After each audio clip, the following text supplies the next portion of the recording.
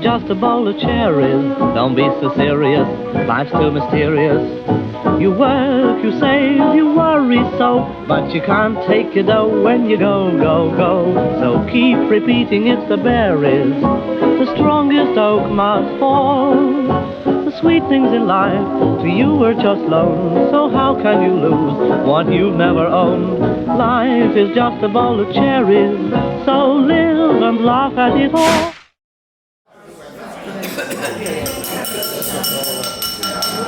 Good evening, everybody. Hello, good evening and welcome to our second Hanwell History Night. We had one back at the end of 2022, so good to see lots of people coming back. It's good to see you. Hope you're having a good evening so far. I'm really pleased to say we've got royalty in tonight. We've got the Paxtons here. So, and they've been here forever. They've been here and their families have been here for a long time as well. So Gordon's going to tell us a bit about the history through your eyes. Because last time we had the event, we heard lots about about the castle and the church, and we kind of hear a lot about that. But it'd be really great to hear some stories about the real people, the social history of Hanwell. So please give a round of applause to Gordon. And if you're happy to just come a bit closer, just so that Gordon doesn't have to kind of shout right to the back of the room, that'd be great. I just wanted to say a few words about what the village is like in my lifetime. Obviously there weren't as many houses then as there are now. But everyone seemed to know everyone else.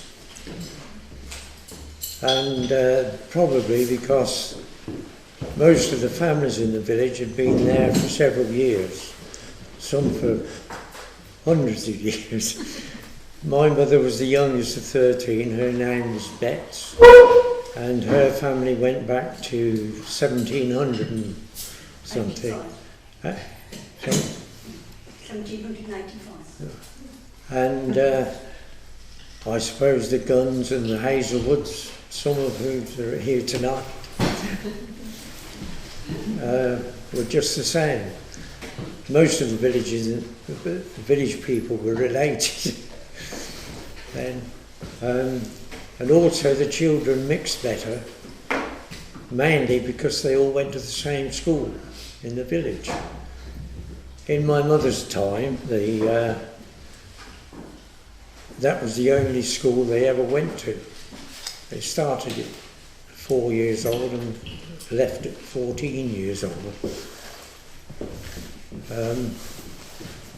Then later on, it was changed so that when you came to 11, you had to go to Hawley School, and walking both ways. What happened when you, at the age of 14 then? What happened to, was that the end of your education? That was the end of their education. Right, okay. Yeah. Then, so they just went out and got a job? Yeah. The boys usually worked on the farm. Yeah. The girls went into service mainly with richer families. Yeah. But just before it was my turn to go to Hawley, they changed it and went to Banbury. And Vincent Sumner's bus, he lived in Hornton. He picked up the children in Hornton, Hawley and Hanwell and took to Banbury. And then when the school closed in 1961, the youngsters had to go to Hornton. So on his way back in the bus, he picked up Hanwell and Hawley and took to Hornton. At that time, there were 54 houses in the village. Now there are 107, mainly due to all the farms being sold and the farm buildings being converted and new houses built in the farmyards. In 1921, as some of you have seen the thing, the whole of Hanwell was put up for sale as a whole or individually. No one bought it as a whole, so they sold it individually. There used to be 7 farms in the village. Now there are none. In the 21 sale, the only farmer who could afford to buy his own house was Owen Watts in Hanwell Fields farm, which is now covered in houses. And I think Banbury have taken that over now, haven't they? But he paid £4,000 for it, and I was told that when they sold it for building, it fetched 68 million. What else can I say?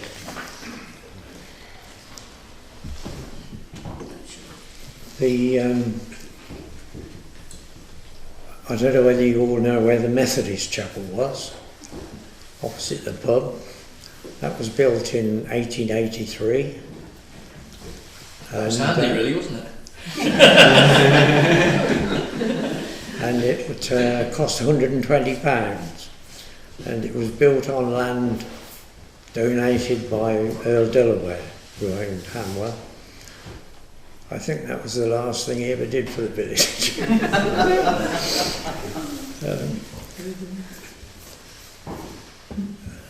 But it was, I don't know when it became a Methodist chapel, and then that closed and it was empty for a few years, and then we bought it and I used it for my workshop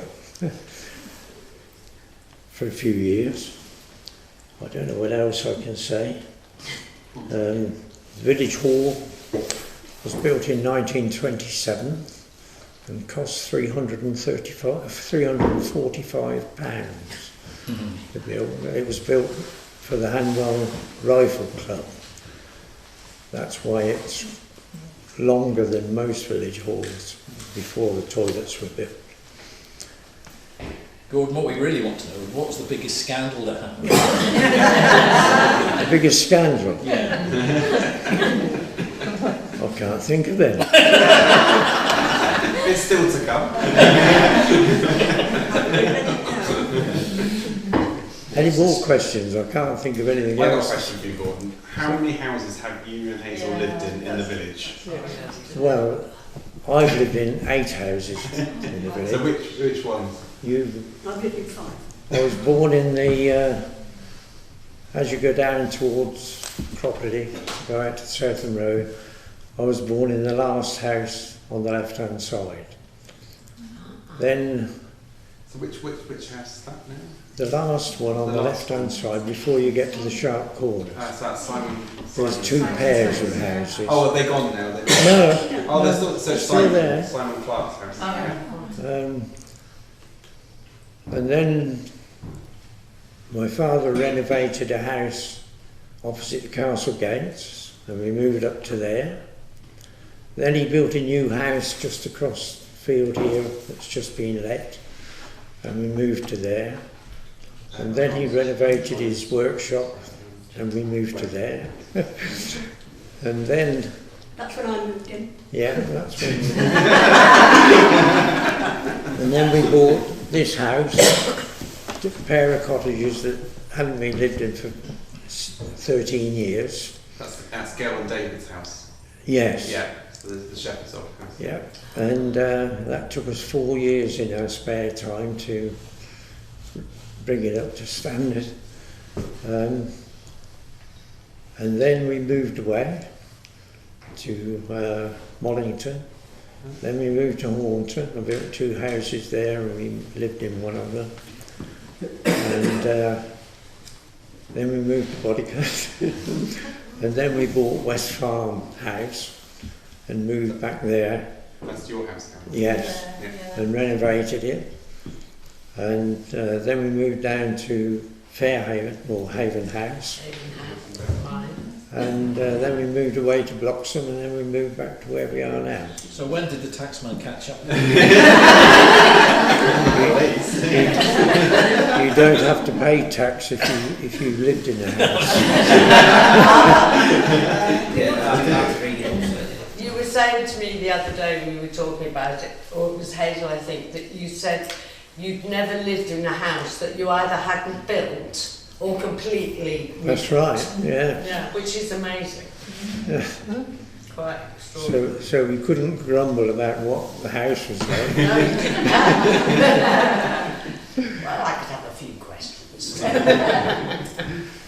Right, anyone else? No, I'll just have a simple question. Is that it involves a village and ringing the bells. You've got a passion of ringing bells, and when I saw you ring one Christmas Eve, and a year later I was ringing. You both remember this. And what I want to ask was, when was your passion for ringing bells, and what drew you to ringing bells, and how old you was probably when you first rang bells? Oh, we didn't ring for many years, did we? Keith Abbott started. Yes, Keith Abbott started. So I was probably in my 60s when I started ringing. I never developed very far. But the bells hadn't got, There was only 5 bells then. and they hadn't got ball bearings, which they have now.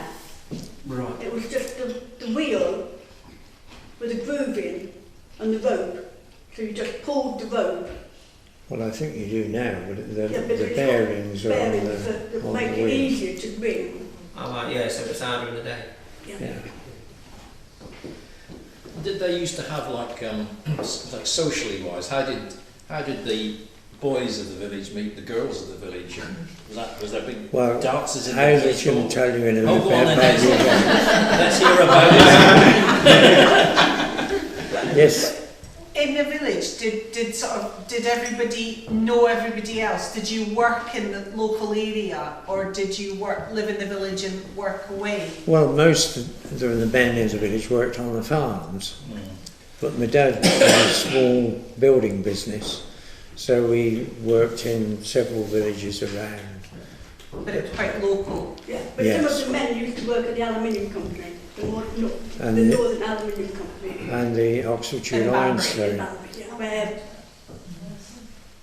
Amazon is now. Okay. Gordon, do you remember one of the nice things I found out about the village not so long ago? And by this village hall, when you go down the path, Yes. there is some foundations for a Yes. house, and there's that lovely chap who lives on Gullicott Lane who remembers growing up. And when you look really closely, you can actually see the remnants of the fireplace. Still Yes. remains the foundation. It's Well, lovely. The one along Gullicott Lane, when my sister got married, my father used to do a lot of work at Gaidenhair and Trail. He worked at Gaidenhair and Trail all through the war and everything. And he bought one of the huts that they were taking down and put it up along the lane on those foundations. And my sister lived along there for several years when she got married. Well, in the house, wasn't it? In sort of, not the woods, but it was Just Just along the lane here. Yeah. There's just the concrete foundations now and there. So is that your next project, or little housing estate?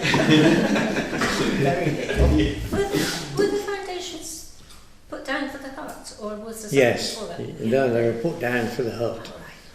And Ron, my sister's husband, had a long garden on the other side of it, but it's all covered in trees now. But there was no running water or No, she didn't have any running water, no electricity. But when we moved into the house opposite the castle gates, we didn't have any water or any electricity. And you know the old elm tree that was down the village, there's a spring that's there. There was a tap there, a pump, and we had to walk from the castle gates down to there to fetch our water in buckets. And a lot of people did the same. I mean, Hanwell used to be called Hanwell Village, and then it was changed to Hanwell. I don't know whether that was because there are so many wells in Hanwell. I know of 14. But then I think there were a lot in every other village, so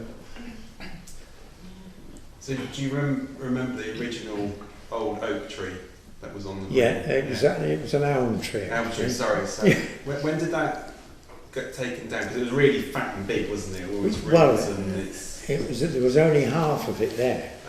About 1940 it split in half, and one half fell over the road, and my brother, who was a couple of years older than me, was riding by on his bicycle, and it just caught the back of his bike. And the other half stood there for, they cut that down sometime when we were away from the village. I don't know when that was. And do you remember the stream? Because I've seen some of the old pictures and you can see the water used to come into the kind of font thing, and then it used to go under the road.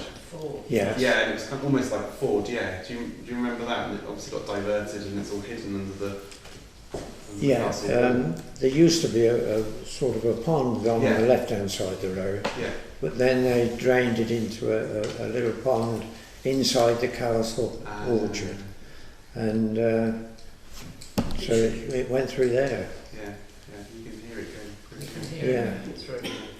It now goes into their lake. Yes. Yeah, exactly. Yes. It's a very big lake as well. But yeah, that's what's left of it. Yeah. When we were young, it was a lovely lake. It used to freeze over every year. Oh, really? And we used to go on it sliding, but Mr. Barclay, who lived in the castle, wouldn't let anybody go on it until he'd skated round. Make sure it was safe. Make sure it didn't fall in. And so a trip into Banbury was quite an expedition. Sorry? A trip into Banbury was quite an expedition. Oh, yes. How many days did it take? It wasn't so bad, you know, in my lifetime. But earlier. But in my mother's lifetime, she, as I said, she was the youngest of 13, and her father died when she was 1. And my mother and her mother picked 2 baskets of apples out the garden, walked into Banbury and sold them at the top of Parson Street, then walked back and got another 2, walked back again and sold them again. And as they came up, they had half a crown. And as they came out of the shop, she dropped it, and it went down the grating of the shop next to her.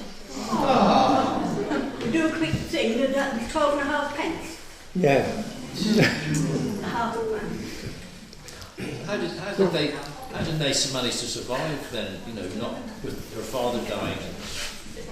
Well, I think the oldest one was out of work. Oh, the oldest. 2 of them died quite young, but there was 10 of them at home, and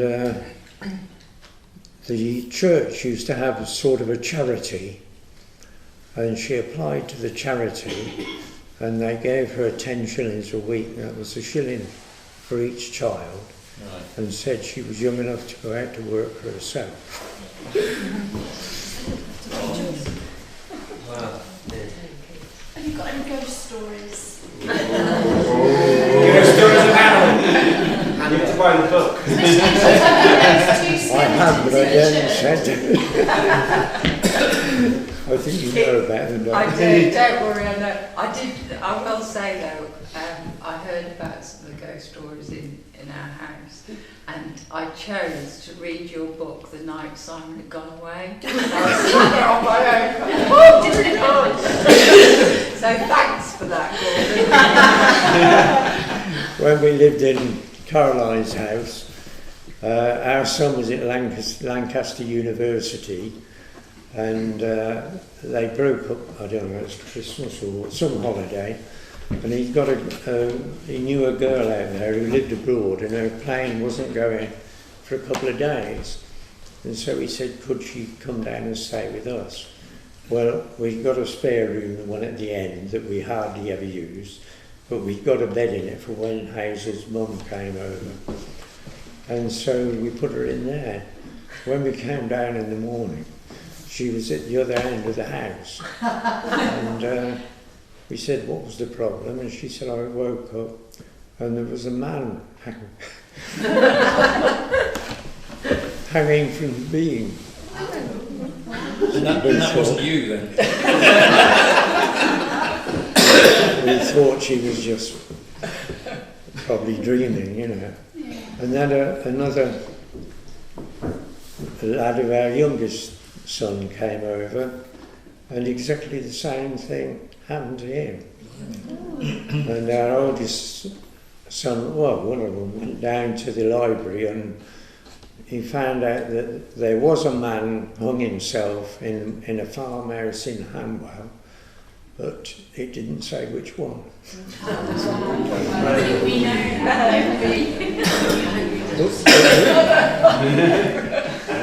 we went to, I used to watch the football on Saturday night, and Hazel went to bed, and she was lying facing the window, and you heard the door shut, didn't you? You heard the door open and shut, and someone sat on the bed, and she said, "Oh, you've come to bed at last," and I was still down watching the football. Who was he? Who was he? There's the scandal.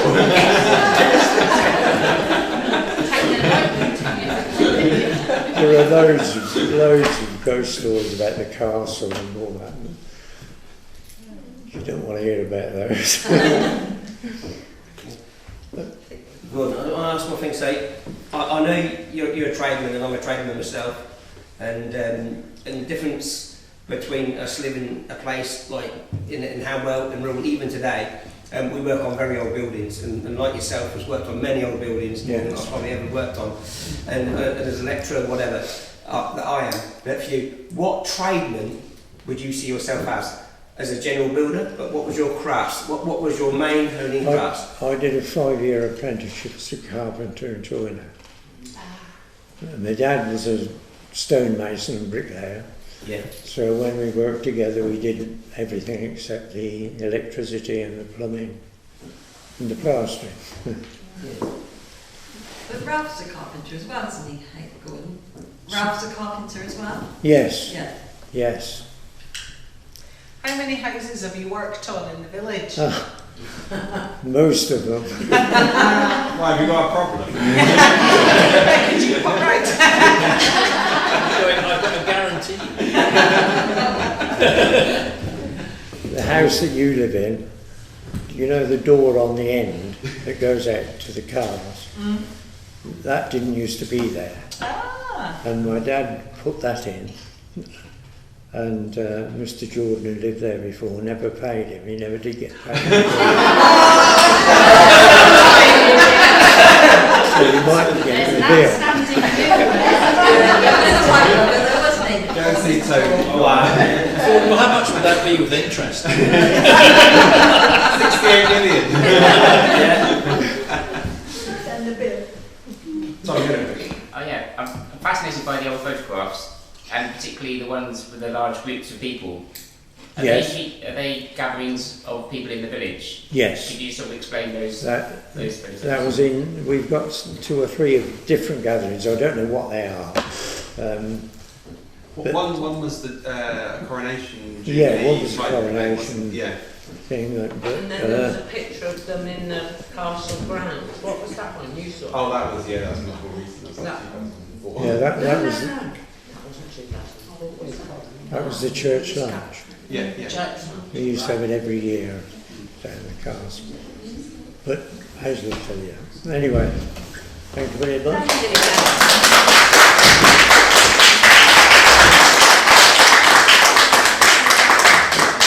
That lasted longer than I remember. And now for the scandal.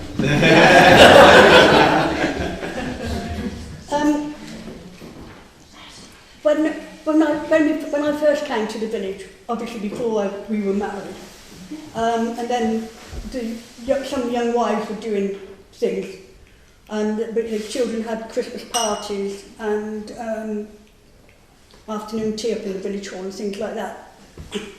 And then we got together and made a group, and we weren't sure what to call this group. We didn't want to call it Mothers Union because then that sort of cuts the young ones out.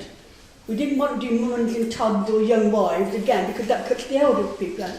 So I think it was Thelma Spratt, who lives in the rectory, who said to her husband one day, I'm just going up to this thing, this do it too, up at the hall. And we came to do it too. So on the calendar it always said do it too, you know. And we had people we had speakers. One lady came and made up one of our members. Another lady came and washed my hair in a bowl, you know. And my brother came and gave a demonstration on icing a cake. He used to work for Brand, the cake shop in Banbury. So we did different things, and we went out on trips. We went to went Christmas shopping. We hired a minibus, and Gordon drove, and we went to Milton Keynes, and some of us elderly folk, well, it didn't seem elderly at the time, but we went off and did our Christmas shopping at Milton Keynes, because Milton Keynes was new then. And then we got some of the young ones, and Leslie, and so we went to Bournemouth a couple of times, so there's some photographs of Leslie and her two boys, and Sue Quilly is in there. Yeah, I've still got that sweet costume. and then we had things in the play area. We had rounders and picnics, and we had a loose box one day. We'd got the food laid out on the table, and then it started to rain, so it all had to go into the horse box. And, but we carried on playing rounders and very cosy. You know, things like that. So just come and have a look. These are the two. We had two stuff. We had a magazine 4 times a year. Is that Facebook? No.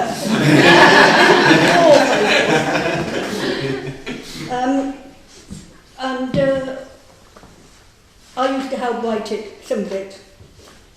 And so this is 1992, and this is 2009. So it's a bit thinner now, but we just used to put down, you know, who was the vicar and what time the buses went to Banbury. They don't go now. All that sort of thing. And then anything that the children were doing or what was going on in the school.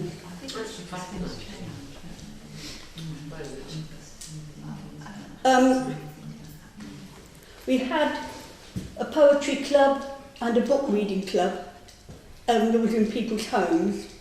And I think someone's tried to start the poetry club again, was it? Susie, or the I think it was Anne Shepherd. He did a book club. Yeah, book club. But then we had, as I said, we had Do It Too. We used to have whist drives in the hall in here, and whist drives and bingo in people's homes. And if we had them in the homes, then that was to raise money for the pensioners for their Christmas lunch. And then they decided that they'd rather have a hamper rather than, you know, sort of go to the pub for lunch.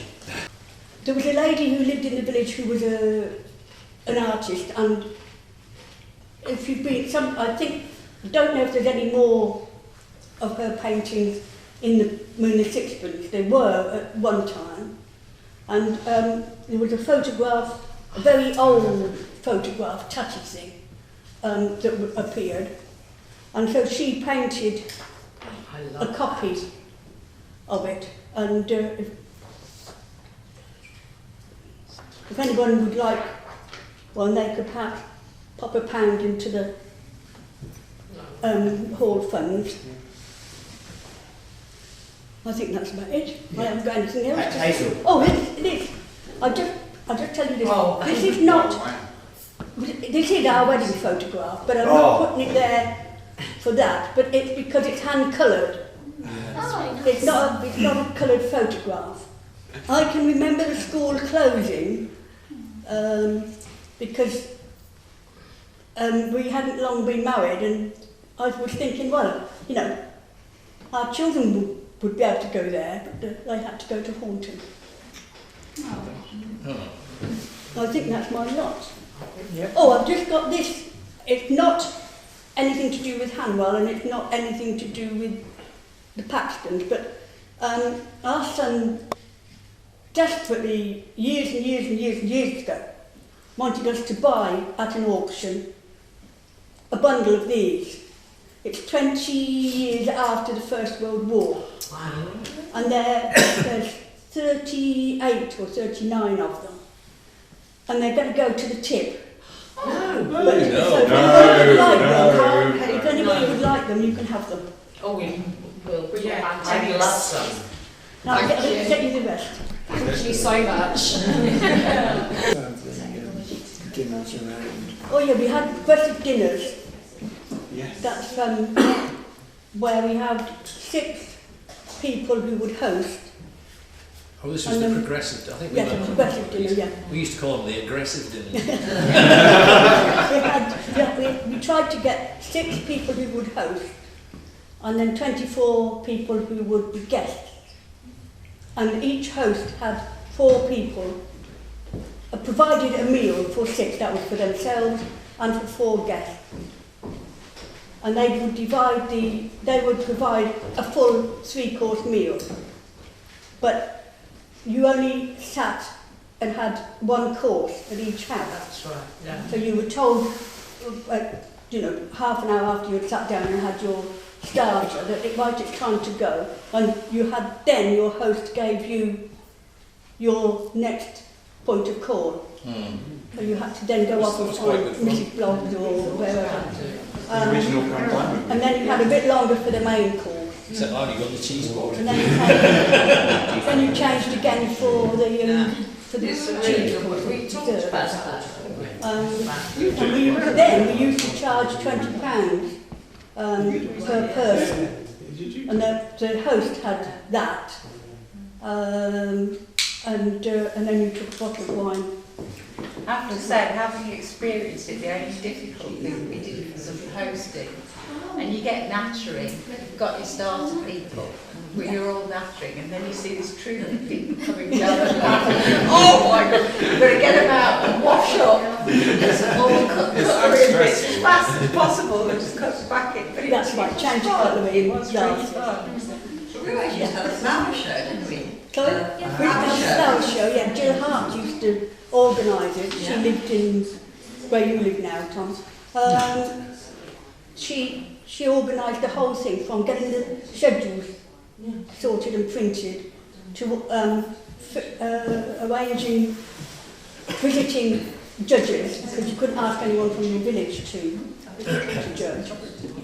And we had the hall, was full with tables and entries, vegetables and fruit and flowers, and cookery, cakes and scones and things.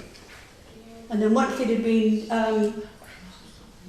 once the judging had been done and the prizes had been given out, then we used to have an auction that we would sell anything. Oh, I think I remember that. Yeah, anything that you didn't mind being sold. If you made a fruit cake or you got the longest run of beans or whatever. I think I won the biggest marrow or something.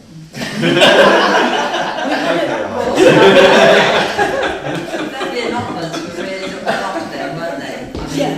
The allotments were amazing, weren't they? They were, yeah. Yeah, we had. You sort of walked down there, they were just unbelievable. We had a cup. We've still got the cup, but there was a cup presented, and it was a bit of a needle match sometimes with between 1 or 2 gentlemen in the village as to who was going to have the biggest marrow and the longest beans and the whatever else. But it was good fun, and it made a little bit of money for the village hall anyway. So Hazel, I remember David Turner in the village there, and he loved his garden, he loved his green. And so you were saying about the biggest marrow or whatever. He claims to have the biggest carrot. and it was as big as it was straightest. And he would tell us, we had an individual buy one, and then some food company was going to buy all his carrots off of him. That's where those carrots go. I know. He doesn't like our rabbits. No, he did like our rabbits, and can I say, he did. Threatened to shoot our rabbits. Okay. Oh, yeah, did yeah, he? he did, yeah. Oh my gosh, I Yeah, remember well, that. These are different. Well, we rabbits. shouldn't let them run around We, free. Well, we didn't. I think they're scared. We had barn dancers in here. We had the Do Club, who came and bought records, and we did sort of square dancing, and they had a caller. And I sat and watched David Turner one night when I was sitting out, and he was.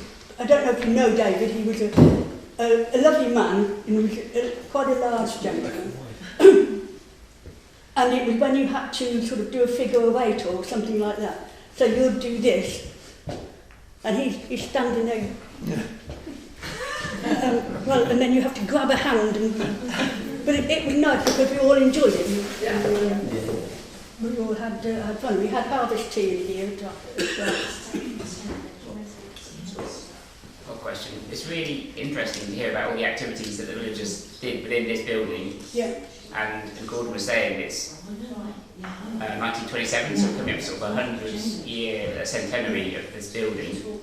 Of all the activities you've done in here, are there any particular ones you would suggest for any centenary celebration that we have? Well, you organising it?